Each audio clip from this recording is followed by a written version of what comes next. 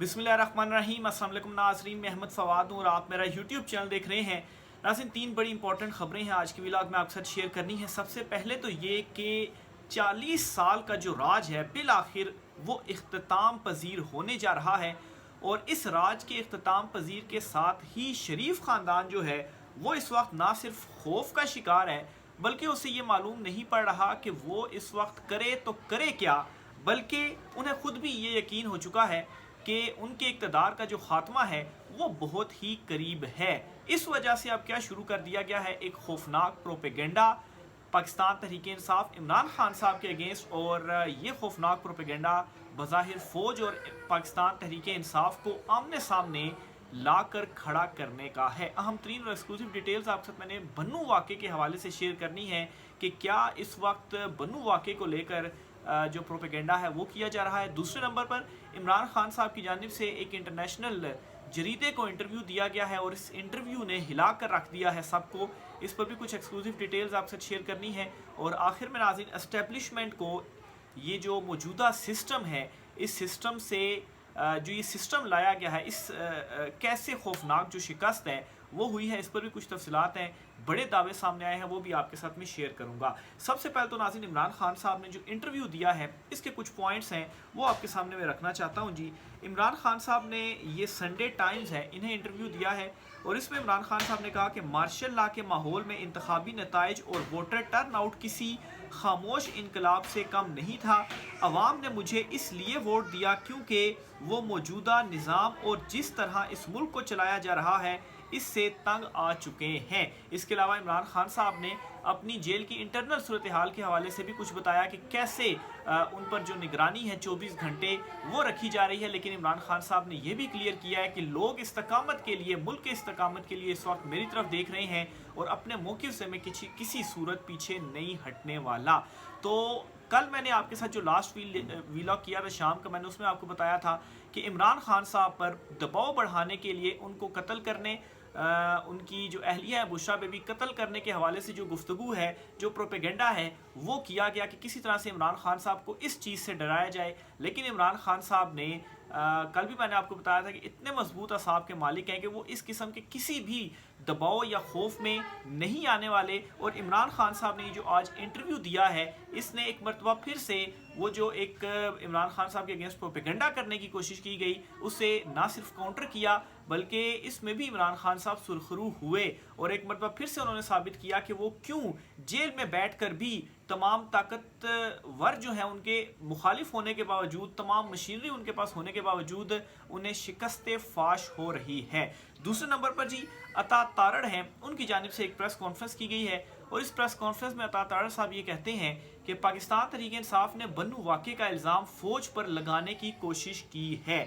अब नाजरीन, इससे पहले भी जो है वो मुस्लिम लीग नून के जो रहनुमा है वो इस किस्म की बातें करते हैं कि किसी तरीके से जो फ़ौज है और जो पाकिस्तान तहरीक इंसाफ है उनको आमने सामने लाया जाएगा जी कि पीटीआई जो है वो तो फ़ौज से लड़ी है। हालांकि पीटीआई की फ़ौज से कोई लड़ाई नहीं है। थोड़ा सा चीज़ों को समझने की जो है वो कोशिश कीजिए। इमरान खान साहब बारहा ये कह चुके हैं कि फ़ौज तो उनकी है और ये मुल्क भी उनका है। हाँ, कुछ जो एलीट है, कुछ जो अशराफिया है, उनके वाले से इमरान खान साहब कहते हैं। लेकिन अब ये जो अता तारड़ ने प्रेस कॉन्फ्रेंस की और कहा कि पीटीआई ने बन्नू वाक़े का इल्ज़ाम फ़ौज पर लगाने की कोशिश की, ये हमेशा लाशों की सियासत में रहते हैं। सोशल मीडिया पर बच्चों की तस्वीर लगाकर कहा जाता है ये वाक़या हो गया, उनकी लाशों की तलाश ख़त्म होने का नाम ही नहीं लेती। अच्छा, एक चीज़ तो ये जो बन्नू वाक़या हुआ, इस पर पाकिस्तान तहरीक इंसाफ के जो रहनुमा हैं और वज़ीर आला केपी हैं अली अमीन गंडापुर, उन्होंने जुडिशल इंक्वायरी का जो ऐलान है वो किया है। कोई पाकिस्तान तहरीक इंसाफ ने इल्ज़ाम फ़ौज के ऊपर नहीं लगाया, बल्कि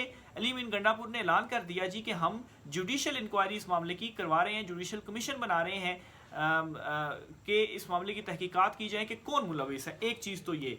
दूसरे नंबर पर जी पाकिस्तान तहरीक इंसाफ के जो रहनुमा हैं और मुशीर इत्तलात हैं केपी, बैरिस्टर अली सैफ, उन्होंने कहा कि बन्नू वाक़े पर ड्रामे बाज़ सियासत की नाकाम जो है वो कोशिश कर रहे हैं। उन्होंने कहा कि बाज़ मुस्तरदशुदा सियासी ड्रामेबाज बन्नू वाक़े पर सियासत की नाकाम कोशिश कर रहे हैं।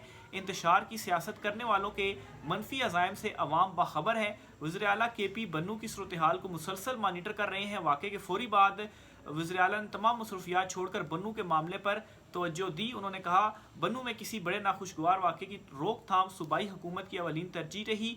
बन्नू इंतज़ामिया मुसलसल वज़ीर आला को आगाह कर रहे हैं। मकामी इंतज़ामिया और समाजी अमायदीन पर मुश्तमिल कमेटी के मुज़ाकरात चल रहे हैं। मुज़ाकरात का अमल शुरू होते ही बन्नू में अमन जो है वो बहाल हो जाएगा। तो ये ऑफिशियल स्टेटमेंट है जी, जो कि बैरिस्टर सैफ उनकी जानिब से दी गई। और इससे पहले अली अमीन गंडापुर का जो बयान है इंक्वायरी के हवाले से वो भी आ चुका है। तो इसलिए ये सिर्फ और सिर्फ मतलब देखिए किस कदर बौखला गए हैं, क्योंकि इनसे खुद कुछ नहीं हो रहा ना, ये खुद नहीं लड़ पा रहे इमरान खान से, और ये खुद मान भी चुके हैं। और माफिया और मिन्नत तरला और इमरान खान से डील भी ये मांगते रहे, लेकिन खान साहब ने इनको भाव नहीं डाला। तो अब इस किस्म की बज़ाहिर जो कोशिश है वो इनकी जानिब से की जा रही है। और देखिए किस किस्म की जो प्रेस कॉन्फ्रेंस है वो कर रहे हैं। फिर दूसरे नंबर पर जहाँ पर आपने कहा जी कि हमेशा लाशों की सियासत करती है, तो लाशों की सियासत कौन करती है वो आप पीपल्स पार्टी की एग्जांपल देख लें। आज भी उनका नारा होता है कि भुट्टो जिंदा है, लेकिन उसके बाद आप उनकी जो मुनाफकत है वो देख लेंगे किस तरह से वो अरूज पर इस वक्त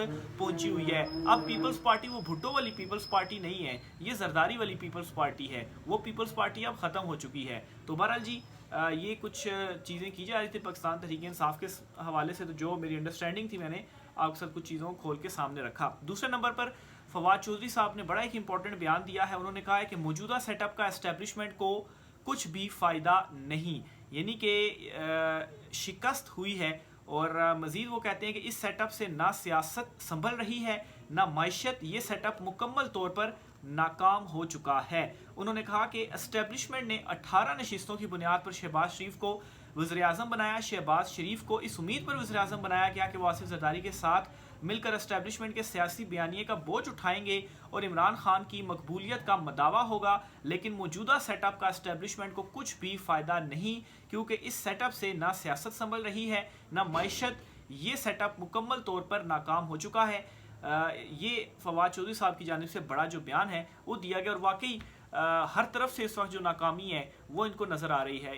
इसका इन सारी सियासी जमातों ने तो इतराफ़ कर लिया है, लेकिन इनको लाने वाले जो हैं यानी कि एस्टेब्लिशमेंट जो है जिन्होंने 17-18 नशिस्तों पर इनको लेकर आई है, तो उसको भी शिकस्त हुई है, क्योंकि अब वो भी बंद गली में दाखिल हो चुके हैं कि अब आया किया तो किया क्या जाए। इमरान खान तो डटा हुआ है, इमरान खान के इंटरव्यूज़ आ रहे हैं, जो भी इमरान खान के अगेंस्ट कुछ हवा चलती है तो वो उल्टी हम पर ही आ जाती है। इमरान खान तो जेल में बैठ कर असाब पर हमारे हावी हुआ है। और फ्रस्ट्रेशन का इस वक्त ये आलम है कि अजीब अजीब किस्म की जो प्रेस कॉन्फ्रेंसेस हैं वो की जाती हैं, पीटीआई पर पाबंदी लगाने की बातें की जाती हैं, सुप्रीम कोर्ट एक फ़ैसला देती है, वो फ़ैसला मानने से इनकार किया जाता है जी, इलेक्शन कमीशन मखसूस नशिस्तें नहीं देता।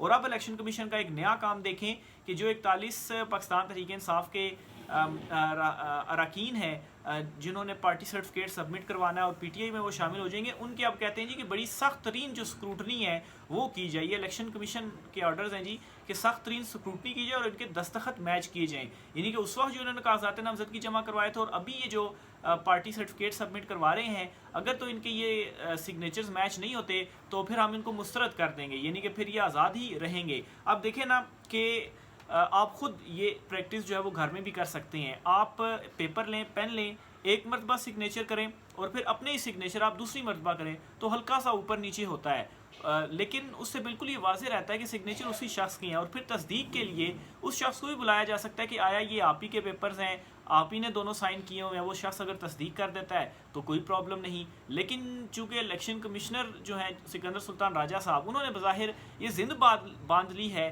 कि नशिस्तें नहीं देनी है, तो इसलिए अब ये एक नया जो हरबा है वो अपनाया जा रहा है और इससे भी कुछ लोगों को शायद आज़ाद डिक्लेयर कर दिया जाएगा इस चीज़ को बुनियाद बनाते हुए, और फिर उसके बाद मखसूस नशिस्तों में भी कमी की जाएगी। लेकिन मतलब है कि तमाम हदें पार इस वक्त की जा रही हैं सिकंदर सुल्तान राजा की जानिब से भी। जिस तरह से चीफ जस्टिस काजी फ़ाइज़ ईसा साहब कर रहे हैं चीज़ें, उसी तरह से राजा साहब के भी इक़दाम देख लें और देख लें कि वो इस वक्त किस साइड पर खड़े हुए हैं। बहरहाल जी फवाद चौधरी साहब का ये बयान था। आगे चलते हुए जी पाकिस्तान तहरीक इंसाफ ने असम्बलियों से मुस्ताफ़ी होने और केपी असम्बली तहलील करने की तरदीद कर दी है। अच्छा, ये मामला ये हुआ था कि मौलाना फजल रहमान साहब जो है उनकी जानिब से कहा गया था जी कि हमारे पीटीआई से मामला तय हो गए हैं और वो असम्बलियों से इस्तीफ़ा दे देंगे और असम्बलियाँ तहलील कर देंगे और फिर उसके बाद नए जो इंतखाबात हैं उसकी तरफ जाएंगे। तो पीटीआई ने इसकी तरदीद कर दी है। भाई पीटीआई क्यों केपी असम्बली से आपके लिए जो इस्तीफ़े है वो दे और असम्बली तहलील कर दे? مولانا فضل الرحمان تو خیر ان کے اوپر اعتماد ہی نہیں کرنا چاہیے. پی ٹی آئی تو صرف اس وجہ سے ان کو ساتھ چلانا چاہتی ہے کہ چلیں کوئی احتجاج مظاہرہ کچھ بھی ہوگا تو مولانا اگر ساتھ ہوں گے تو تھوڑا سا جو مزید مضبوطی ہے وہ بن جائے گی. لیکن ایسا تھوڑی نہ ہوگا کہ آپ کی خاطر جو ساری حکومت ہے وہی ختم کر دیں گے. تو یہ مولانا صاحب نے کل بیان دیا, پتہ نہیں کیوں انہوں نے بیان دیا, کس نے ان کو یقین دہانیاں کرائیں, لیکن بیرسٹر گوہر اور اسد کیسر نے جو وضاحت ہے وہ کیا اور کوئی اسمبلیوں سے استعفے یا اسمبلیاں تحلیل نہیں کی جا رہی.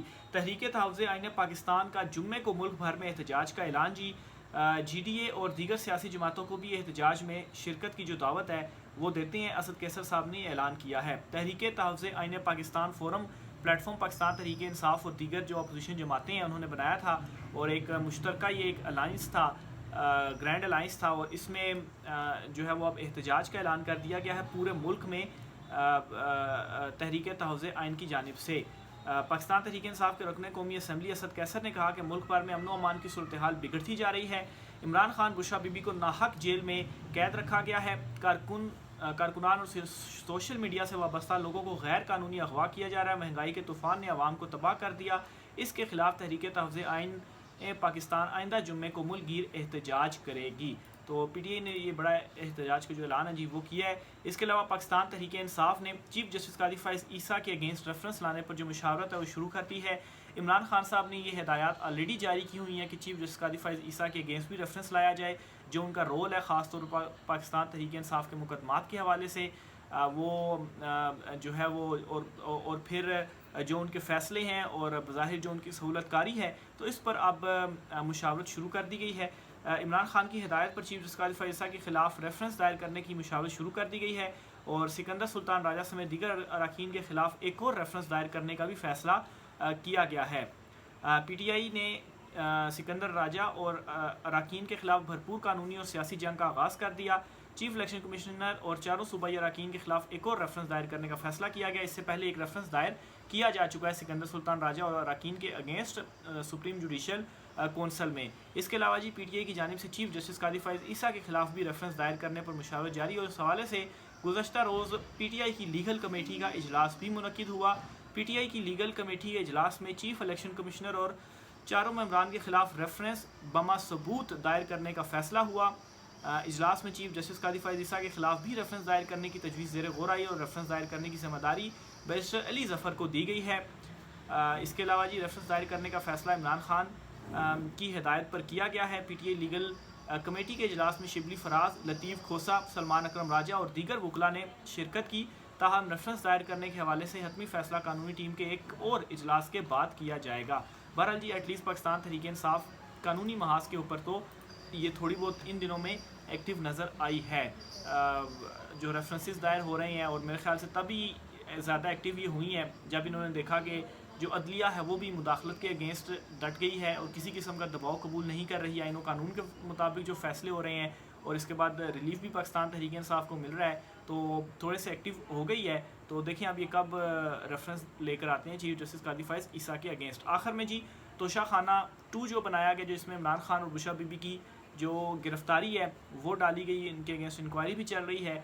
اس میں عمران خان صاحب نے گرفتاری کے خلاف جو درخواستیں ہیں وہ اسلام آباد ہائی کورٹ میں دائر کی تھیں اور اس کے حوالے سے خبر یہ ہے کہ وہ اب سماعت کے لیے مقرر ہو گئی ہیں اور منڈے والے دن کل ان پر سماعت ہوگی. چیف جسٹس عامر فاروق اور جسٹس سمن رفت امتیاز جو ہیں وہ درخواستوں پر سماعت کریں گے. درخواستوں بیرسٹر سلمان صفدر اور خالد یوسف چودھری جو ہیں ان کے ذریعے سے دائر کی گئی ہیں اور استدعا کی گئی کہ گرفتاری غیر قانونی ہے, لہٰذا رہا کرنے کے احکامات دیے جائیں اور آئندہ کسی بھی مقدمے میں گرفتاری کو ہائی کورٹ کے احکامات سے مشروط کیا جائے. اس وجہ سے غیر قانونی قرار دیا جا رہا ہے کیونکہ ایک ہی ریفرنس ہے, اس میں بار بار ریفرنس دائر نہیں ہو سکتا اور بار بار گرفتاری نہیں ہو سکتی. یعنی کہ توشہ خانہ کے اگر 20 تحائف ہیں تو ایک ہی مرتبہ گرفتاری ڈال کر انکوائری ہوگی. یہ نہیں کہ ہر تحفے کے اوپر آپ نے 20 مرتبہ گرفتاری, 20 مرتبہ ریفرنس اور 20 دفعہ سماعتیں, اس طرح سے نہیں ہوگا. آلریڈی ایک کیس عمران خان صاحب جو ہے وہ توشہ خانہ کا ہوا ہے اور یہ دوسرا کس طریقے سے ہو سکتا ہے, تو اس وجہ سے غیر قانونی قرار دیا جا رہا ہے. اچھا جی, نیب نے عمران خان اور بشرا بی بی کے خلاف جو نیا ریفرنس دائر کیا تھا اس کی تفتیش شروع کر دی گئی ہے. 13 جولائی کو نیب ٹیم نے اڈالہ جیل میں گرفتار کیا تھا اور وہ اس وجہ سے گرفتار کیا تھا کیونکہ عمران خان صاحب بشرا بی بی کی عدت کیس میں رہائی ہو گئی تھی, تو کوئی کیس ہے ہی نہیں تھا کہ ان کو گرفتار پھر کیا जेल में रखा जाए, इस वजह से इसमें गिरफ्तारी डाल दी गई। राय का साथ कीजिएगा। आज की व्लॉग से इतना ही, इजाज़त दीजिए, अल्लाह हाफिज़।